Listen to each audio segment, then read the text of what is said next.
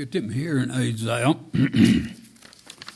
Y'all are through talking, aren't you?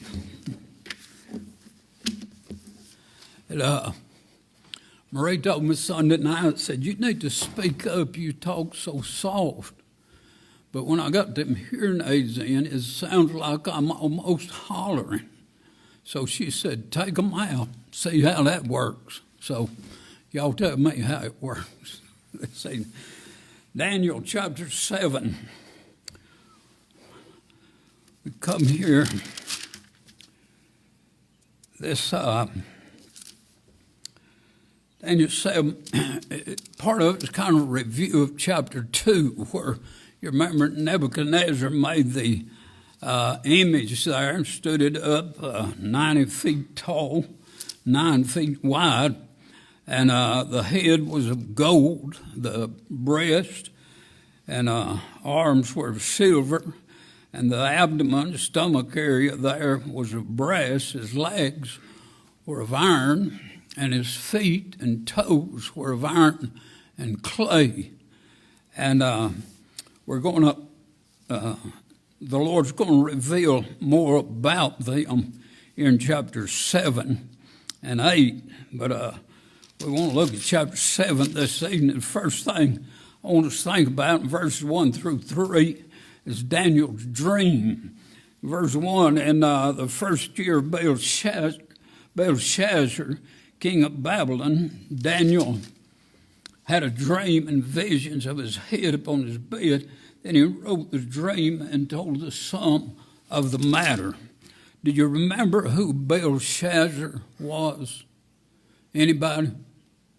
Who was Belshazzar? Huh? Shouldn't I ask that? I have to put my hearing aids back in. What? Who was it? Son of Nebuchadnezzar. He was his grandson or son or in his lineage. Okay, the grandson, Belshazzar. But he was also the last king of the Babylonian Empire. But in the first year, I think his reign was about 3 years. But so in the first year, Daniel had a dream. And in verse 2, said, Daniel spake and said, I saw in my vision by night, and behold, the four winds of the heavens strove upon the great sea. And so here, as we think about that, the four winds, this dream Daniel's having, God's about to reveal future events to him. And as it mentions this in his dream, this is indicative of some things here. These four winds, of course, were blowing from the north, south, east, and west.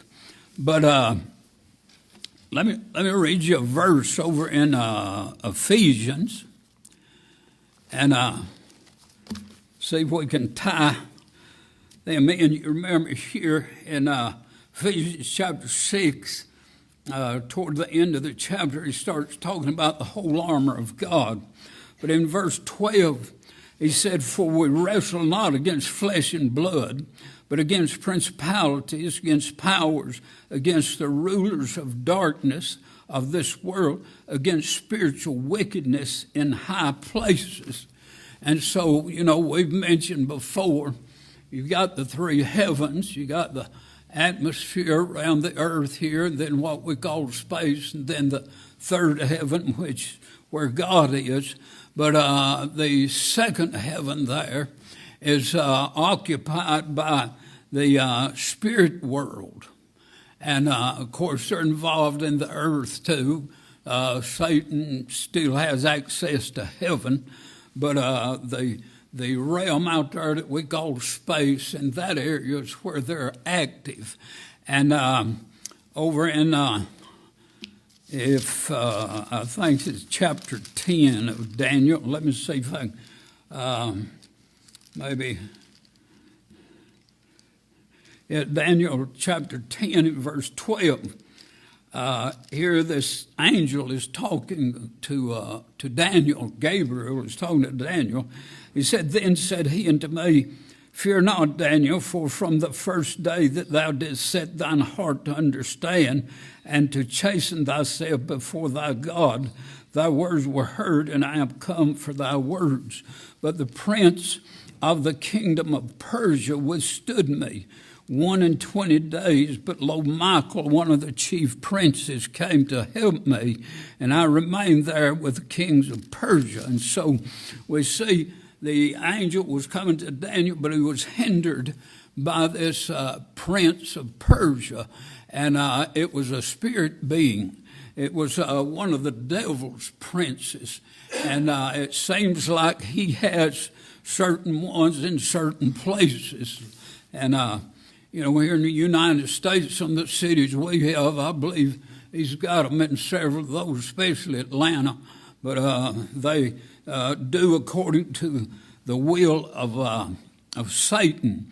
But here, again in verse 2, he's talking about the four winds of the heavens strove upon the great sea. And so what I was talking about in the dream, he saw these winds and they were troubling the sea.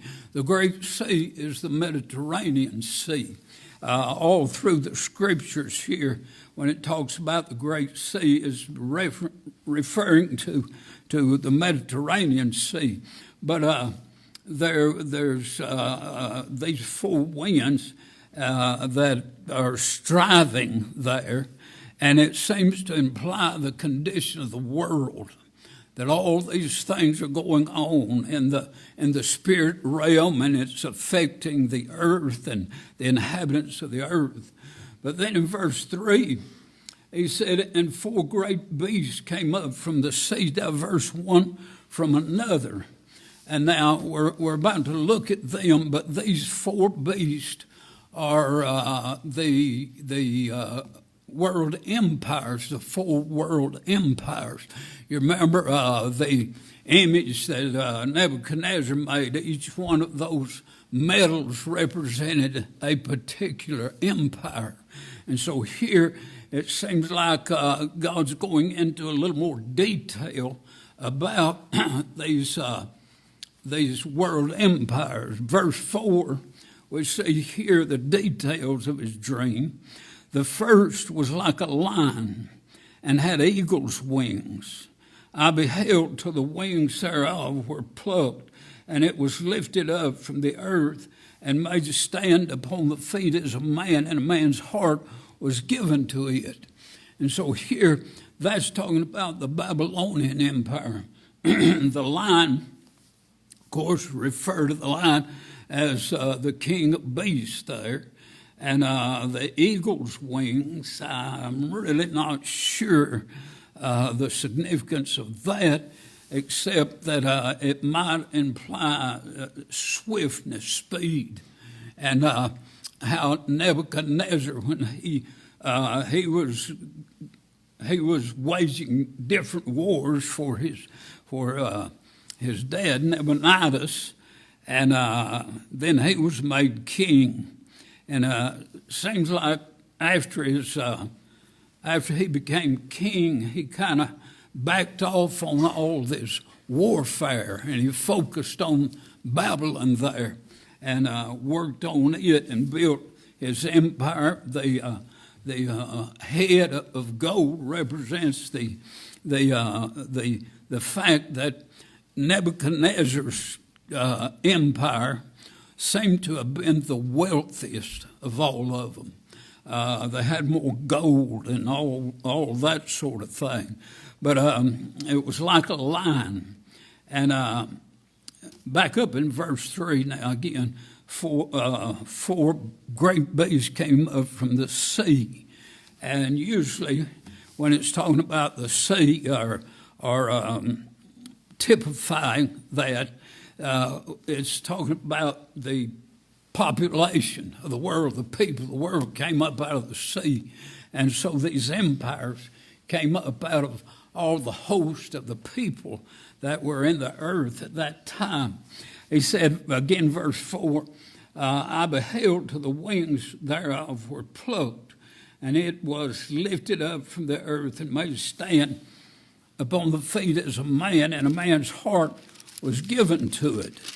And of course, my mind went back when I read that, thinking about Nebuchadnezzar chapter 4 and verse 34 through 37. Well, after God gave him his mind back, you remember for 7 years he was like an animal and he ate grass like an ox. But God gave him his mind back, and he talks about what God had done. I believe we'll see old Nebuchadnezzar in heaven. I believe he got saved. But verse 37, he said, "Now I, Nebuchadnezzar, praise and extol and honor the King of heaven, all whose works are truth, and his ways judgment, and those that walk in pride he is able to abase." And I think that's probably what he's talking about when he made stand upon the feet as a man, and a man's heart was given to it. And then in verse 5, we see here, "And behold, another beast, a second, like a bear, and it raised up itself on one side, and it had 3 ribs in the mouth of it between the teeth of it. And they said thus unto it, Arise, devour much flesh." And so you had the Babylonian Empire, and then you had which empire? Question. Which empire? You're going to have to start hollering. Okay, Medo-Persian. Okay, and so here, this second beast was like a bear, and it said, "And it raised up itself on one side." Now, this empire was made up of the Medes and the Persians. The Medes were more passive. The Persians were more aggressive. And so I think that's what it's talking about when it's up on one side, one-sided there. And it had 3 ribs in the mouth of it between the teeth of it. And took a little looking, but I came across this. There were 3 kingdoms that had kind of formed an alliance to keep the Medo-Persians in check. But they weren't able to keep them in check. And the Medo-Persian Empire overran them. And it was Lydia, Babylon, and Egypt. And so the Medo-Persian Empire incorporated them in their empire there. And it said, "Arise, devour much flesh." And their, I guess, philosophy of warfare is they wouldn't go to war with anybody unless they had 2 or 3 times as many soldiers as they had. And when I was reading after, one said when the Medo-Persians went against the Grecians before Alexander the Great, that they had 2,500,000 soldiers, and Greece over there was just small. But they, like they say, payday someday. They payday coming for the Medo-Persian Empire from the Grecians there. But here's this beast that is like a bear. We've got a lion and a bear. And then verse 6, after this I beheld, and lo, another like a leopard, which had upon the back of it 4 wings of a fowl.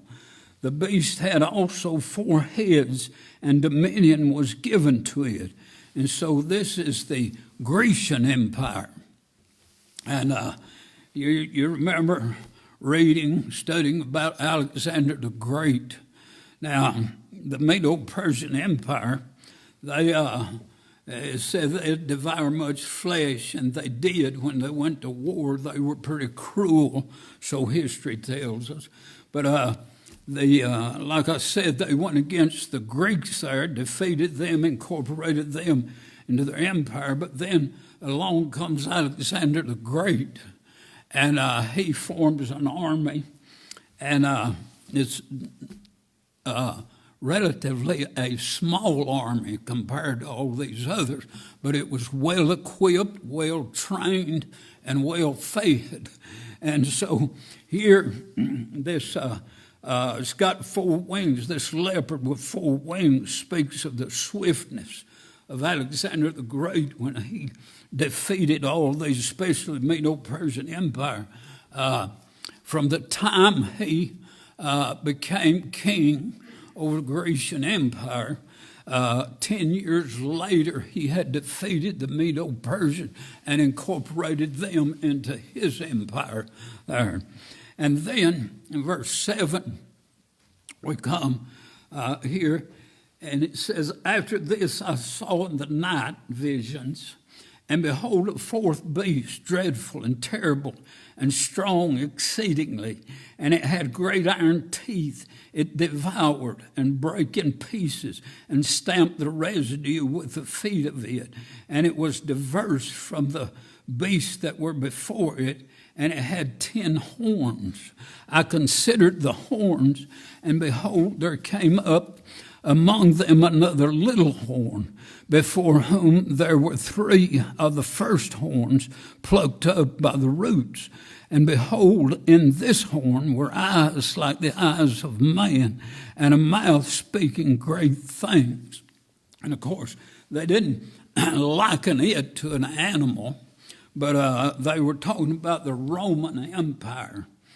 And it says here again, how dreadful and terrible this empire was. The Romans, they defeated the Greeks and pretty much conquered the civilized world at that time. And their strength as an army, as their military might, couldn't be compared to in that day. And they defeated all these other kingdoms and countries around and incorporated them into the Roman Empire. But then we come to verse 8 here, and Daniel said, "I considered the horns, and behold, there came up among them another little horn." And verse 7, latter part, said they had 10 horns. Now, all these empires have passed. Their history now. And we study about them, learn about them. The Roman Empire, it lasted in Constantinople, I think, was to 750-something A.D. But the Roman Empire, it's going to be reestablished. The 10 toes kind of correspond to these 10 kings, but they're of iron and of clay, and so they really don't last. But these 10 kings, these 10 horns, the horns represent kings. And this little horn that came up, that is a picture type. As we get on over in Daniel, we'll see this more, of the Antichrist. And the federation that the Antichrist rules over, it seems like it's a European federation. Talking about the Roman Empire, that's where most of theirs were. And this little horn, there's 10 kings that are ruling at that time. And the Antichrist, he comes on the scene, and probably these 3 kings didn't want to line up with him. And so he defeats them and puts them down, and he becomes the head of this federation of kings. And so we see these beasts now, the lion, the bear, the leopard, and the Roman Empire. They represent these empires. And then it goes beyond to the end time about the Antichrist. But then in verse 9 and through 14 here, we see the Ancient of Days. He said, I beheld till the thrones were cast down, and the Ancient of Days did sit, whose garment was white as snow, and the hair of his head like the pure wool. His throne was like the fiery flame, and his wheels as burning fire. A fiery stream issued and came forth from before him. Thousands ministered unto him, and 10,000 times 10,000 stood before him. The judgment was set, and the books were open. And now Daniel, he's up here in verse 8, he's in the time of the tribulation. Beginning in verse 9 and 10 here, it's when the Lord returns to the earth. And so we see in verse 9, I called it his seat. It said, I beheld till the thrones were cast down. All these world empires, all the rule of the world, all that's going on in the world, it's all put down. All government, all kingdoms and all that, and all those that were rulers over that are put down, and the Lord comes. And it said, and the Ancient of Days did sit. And the only thing I could figure out about the name, the Ancient of Days, it speaks of his antiquity. You go to Psalm 90, and the psalmist said, Thou art from everlasting to everlasting. And so it's dealing with God being eternal. And here he did sit, and he sits on his throne. He puts all these other thrones down, and he sits on his throne. Now, it said his throne was like the fiery flame, and his wheels as burning fire. And back over in Ezekiel chapter 1, Ezekiel here gives a description of the Lord on his throne in his glory. And so in chapter 1 of Ezekiel, verse 4, he says, And I looked, Ezekiel talking, and I looked, and behold, a whirlwind came out of the north, a great cloud, and a fire enfolding itself, and a brightness was about it, and out of the midst thereof was the color of amber, out of the midst of the fire. And then, well, here, what he's talking about there, Ezekiel saw the Lord coming, and it was like a whirlwind, and it was a fire enfolding itself. It wasn't going out. It was staying pretty much one position and going within and about. And a great cloud and a fire enfolding itself. And the color of it was amber. And then he goes on to tell about the creatures that were underneath this, that underneath this throne of God. And the four cherubims, and he talks about them, describes them.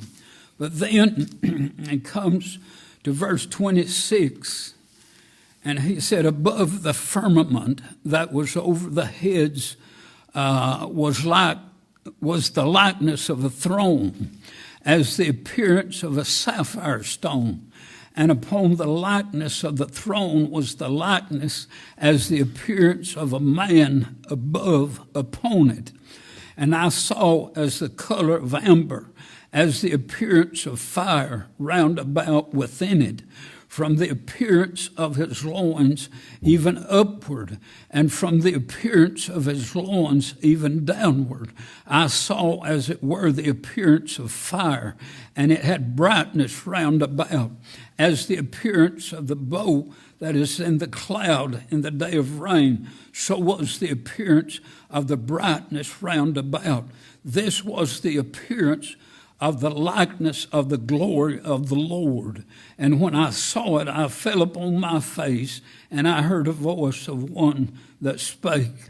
And so there, Ezekiel gives us a description of God's throne. Now, at that time, that's not his throne in heaven, but as he was moving, coming to Israel, and about to judge them, you remember Ezekiel, 4 different times, the glory of the Lord was in the Holy of Holies, and it departed from there and went to the threshold of the door. And then it departed from there and went to the wall. And then it departed from there and went to the mountain. And it was talking about the glory of the Lord departing from the nation Israel. But here we get a picture of his throne there. Here it seems like Daniel saw the same thing, the fire and the throne and the wheel. Now, when it in Ezekiel chapter 1, when it begins to talk about those 4 creatures, those 4 cherubims, it said each one had a wheel beside it. And the wheels were full of eyes. And there was a little wheel within the wheel. And so here he's talking about this again, and his wheels as burning fire. But then in verse 10, he says here, a fire stream issued and came forth from before him. Thousands ministered unto him, and 10,000 times 10,000 times 10,000 stood before him. And there's his servants. How much is 1,000 thousand? Huh? That's a million. Million. How much is 10,000 times 10,000? That's 100 million. So that's a pretty big crowd up there in heaven, and I'm sure that wasn't all of them. But these servants of the Lord, Daniel saw them before the throne of God there in heaven. And then he said, notice what it said here, the judgment was set and the books were opened. And so that sounds like the great white throne judgment, but I don't think it is. I think it's the judgment of the nations that the Lord sets up when it comes back, because it takes place at the end of the tribulation. And everything that's going on here, remember back up in verse 8, the little horn, that was going on in the tribulation. At the end of the tribulation, the Lord comes back.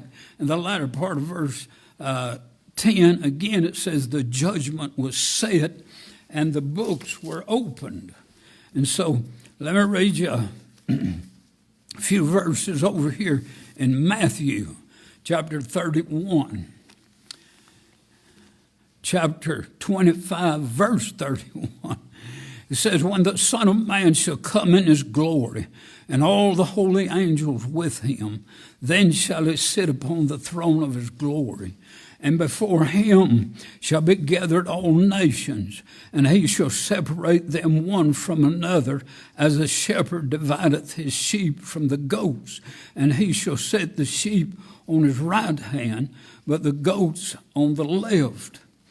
Then shall the king say unto them on his right hand, come ye blessed of my Father, inherit the kingdom prepared for you from the foundation of the world. For I was an hungered, and you gave me meat. I was thirsty, and you gave me drink. I was a stranger, and you took me in naked, and you clothed me. I was sick, and you visited me. I was in prison, and you came unto me. Then shall the righteous answer him, saying, Lord, when saw we thee an hunger, and fed thee, or thirsty? And on down, they go back over that. When did all this happen? In verse 40, and the king shall answer and say unto them, verily I say unto you, inasmuch as ye have done it unto one of the least of these my brethren, ye have done it unto me. Then he goes on, he talks to the goats there, and whatever these sheep had done, the goats didn't do. And so they're being judged at that time. Now, in Revelation chapter 7 and chapter 14, I believe it is, it talks about the 144,000. And they're all Jews. They're not Jehovah's Witnesses. They're all Jews. And there's 12,000 from each tribe that make up the 144,000. And they hear the gospel. The two witnesses, you remember, that come down in the tribulation there, and they're able to do miracles, and they are preaching the gospel of the kingdom. And these 144,000 are saved. But then they go forth all over the world preaching the gospel. And I think it's Revelation, I'm not sure, can't remember. I think it's chapter 7 where it talks about a multitude that could not be numbered was saved during the tribulation. And so these 144,000 are preaching. The Antichrist is after them. Put them in prison to try to kill them and starve them and all these things. But these people, the sheep, they help them. And the reason they helped them is because they believed what they were preaching and they got saved.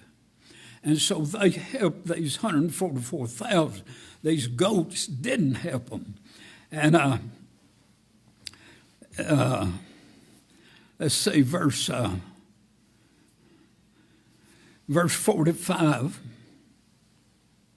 Or verse 40 again, the latter part, he talks about one of the least of these my brethren. And then verse 45, then shall he answer them, saying, verily I say unto you, inasmuch as ye did it not to one of the least of these, ye did it not to me. And so there's three groups of people here. There's the sheep and the goats and the brethren. And some folks try to talk to them and say, oh, the brethren were part of the sheep. Well, why didn't he include them in the sheep? There's three different groups of people. It's those 144,000 Jews that preached the gospel, and multitudes were saved, and they helped them and supplied things for them. The goats didn't. And so the sheep are brought into heaven, and the goats are cast into everlasting fire. I think it's verse 41. Then shall he say also unto them on the left hand, depart from me, ye cursed, into everlasting fire, prepared for the devil and his angels. And when he said everlasting fire, you know, you've heard me say before, hell, where lost people go today, is only temporal. That's not eternal.